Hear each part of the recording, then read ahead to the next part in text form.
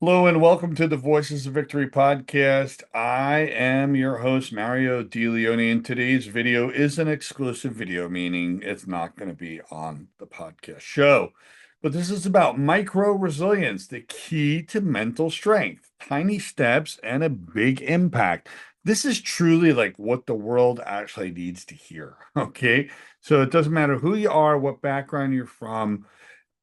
I have been a person who trained several younger generation folks out there in the technology industry. And one of the things I helped them wrap their heads around was micro resilience. So let's go ahead and move on from here.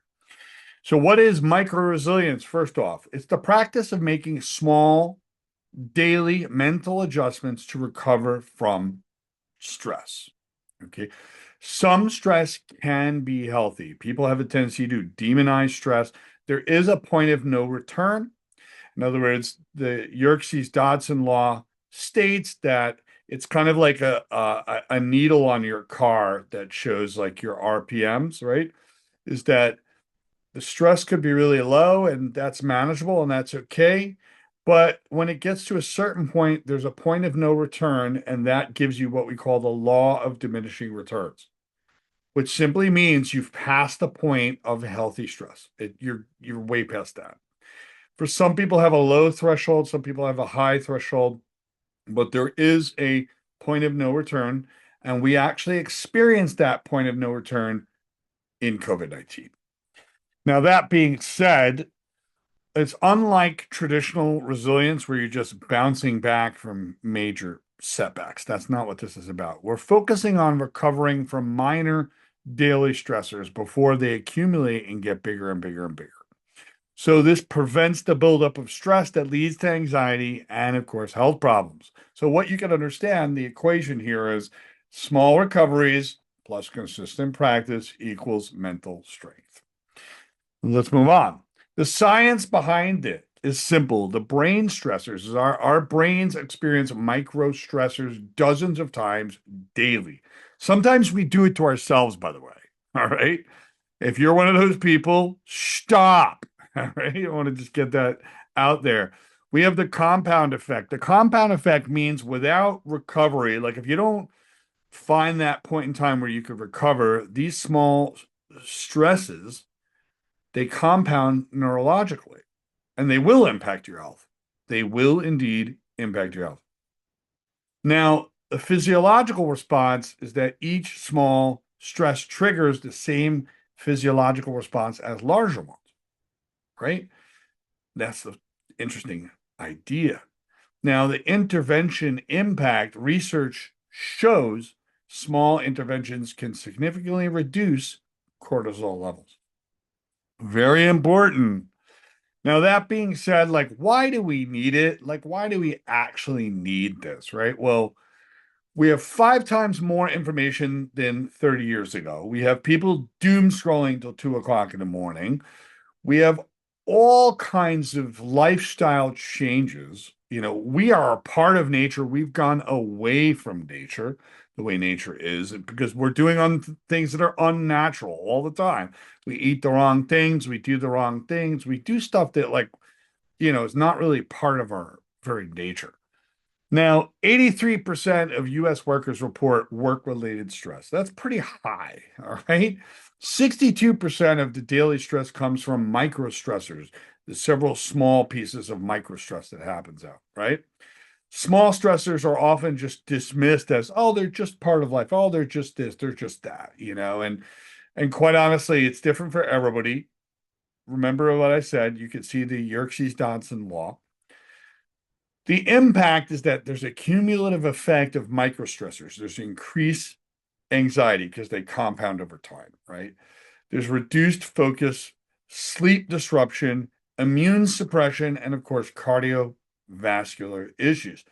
And what I've seen more often than not when it comes to the cardiovascular is that the people that are more stressed, they usually don't take a full lung capacity breath. They're very shallow breathers. Shallow breathing. And shallow breathing means like, the lungs are not going to full capacity and back again. It's just simply like these short little breaths, right? And if you've ever seen somebody really angry or upset, and then it gets really erratic and shallow, and we have to get back to that place of full lung capacity breathing. Let's move on. Strategy one is reframe the small stresses. Understand we have to be able to convert to opportunity. The waiting time can be an opportunity time to do something else. Like we often feel that we have to wait. And the more we feel that we have to wait and have no choice or perceived as no choice, we get angry, frustrated, and annoyed. Guess what? You don't have to wait. Who says you have to actually wait? You may be waiting for a line, but that doesn't constitute that you can't use that opportunity time for something else. Maybe to learn something, listen to an audiobook, do something productive. You don't always have to sit there and wait. Waiting is almost like an option to some degree.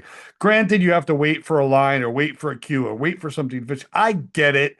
I get it, but understand opportunity time. That's what I'm trying to get at. Traffic jams can be podcast learning sessions. It could be audio books, right? You can go on Audible, have a fun time with that. And then when it comes to criticism, people take criticism to heart because they attach it to their self-esteem, understand it's valuable feedback for growth. You have to avoid attaching it to your identity and who you are. All right. Everybody who gives you criticism, they have a lens in which they see the world. We don't see things as they are. We see things as we are. We don't see people as they are. We see people as we are. So when people give you feedback, they're telling you who they are most of the time through the way they give their feedback, right? And that's the whole thing. You have to consider the source in which the feedback actually comes, right? Does that person actually know how to give feedback? Right? Interesting. Let's go over to the concept of perspective shift. Challenges can be skill building opportunities. Practice benefit finding in annoying situations. Maybe, perhaps, again, when we look at a narrow point of view, we only see narrow things until you broaden your view and you find the benefit in those annoying situations. Ask what is useful about this situation, and is this thought a useful thought? Is this serving me? Is this thought serving me right now? Reframing is the art of finding opportunity in every challenge. Let's move on. Strategy two, take brain breaks, please. Mindfulness pauses, 30-second pauses between tasks. Focus on present moment only. Stay in the now, right? Notice three things you can sense right now. Sometimes I've seen people just rub their thumb and index finger just to get in the moment and then breathe deeply. Just to be in the moment, just to be in the now, not in the future, not in the past, at right now. That's where your point of power is. Nature viewing, get out in nature. Every 40 seconds of looking at nature, it totally reduces stress. Okay? Any nature image for that matter. It decreases cortisol production, restores mental focus. Breathing reset, full lung capacity. Don't forget it. Deep breathing, 4 counts in, hold 2 counts, 6 counts out. Make sure when you exhale out, it is slower than it actually came in. It activates the parasympathetic response. Another thing you can do is actually breathe out of your left nostril only for a few minutes, maybe about 10 or 40. If the left side is blocked, just do both. Anyway, that being said, when we go over to physical reset, a quick stretch, change of posture, or maybe getting out of the chair, going into a different environment, walking through a doorway, coming back out. Micro movements to release tension and body-mind connection activation. Very important. Sometimes full inhale, full lung capacity, hold it. Hold it for 5 count and let it out slowly. Let's go on to the next. Now, staying grounded, grounding your emotions. Strategy number three, emotional anchors, quick techniques to reset your mood. Micro gratitude, I like to call that appreciation. I don't always use the word gratitude, but in this case, I did. Name three specific things you appreciate right now. All right, it's very important. Touch a meaningful object or a photo to reset your emotions, right? The eye roll technique is the most valuable technique of all of these.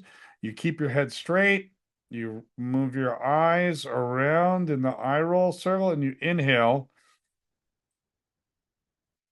And if that's too hard, go left and right, left and right, left and right. Inhale, full lung capacity while you do that.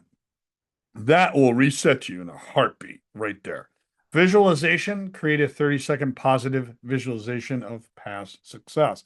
This is strategy number three. Let's move forward. Your micro resilience daily routine. So in morning, you can just do a 60-second appreciation gratitude practice before checking your devices. People run to their devices first thing in the morning. And let me tell you, it is so detrimental towards mental health. It is. And I got other people to back up that science. Okay. Now, first thing in the morning, avoid looking at your phone right away. Get up and do the appreciation practice. Mid morning, 30-second breathing reset between meetings, full lung capacity, hold it 5 count, release it. Real simple. Lunch, mindful eating for the first 3 minutes of your meal. One of the things I learned actually over the years from a Taoist Tai Chi guy, which was kind of interesting, was the way he introduced mindful eating to me was whenever I took a bite, was to literally chew it 20 times and just taste it, be in that moment of just tasting it and just chewing it and to break it all down. You know, the point of the teeth was to break it all down before it hits your stomach, right? When we gobble our food and we don't eat mindfully, you know what that does to the stomach? Ah, send you right to the can. That's what it'll do sooner or later, at some point, right? So mindful eating, that's what it's all about. Why mindful? Because if you're not eating mindfully, you're eating mindlessly. Simple. Now, an afternoon slump, a little nature break, a little nature walk, even if you go outside for 40 seconds to a couple of minutes and just even view an image on your phone of just something outside, it's always good. And then evening transition, 2 minutes of good moments, just reflection time before home or going to bed and journal before the night is through. You know, that's very important.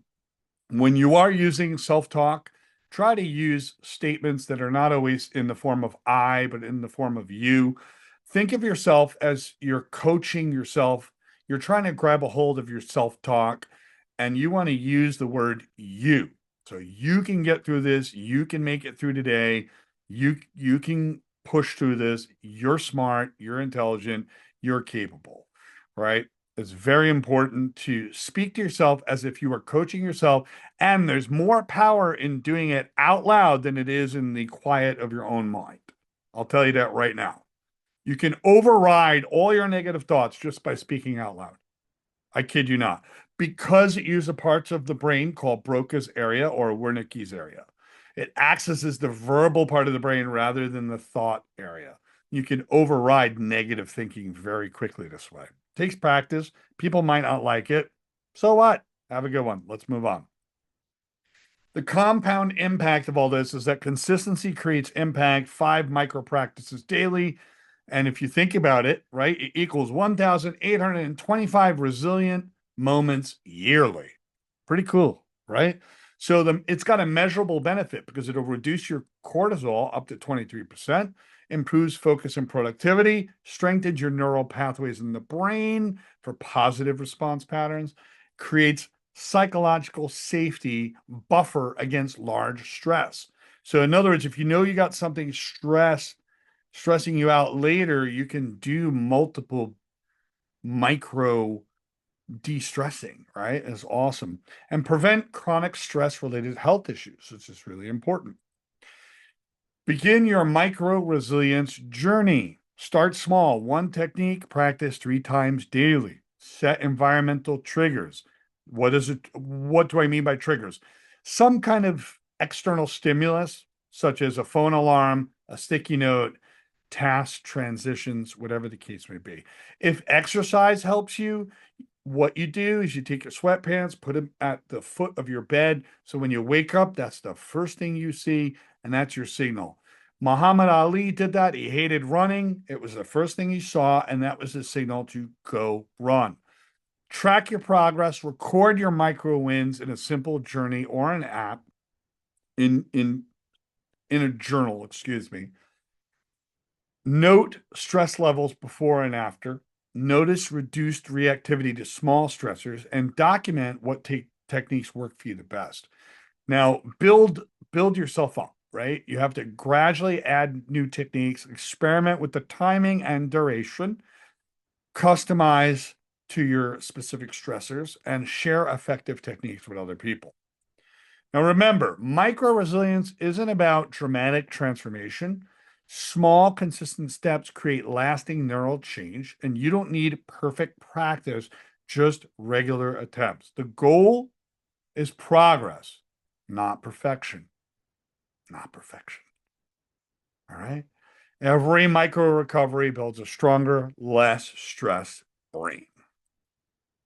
And that's all that there is for this particular episode. Have a great day. See you on the next video.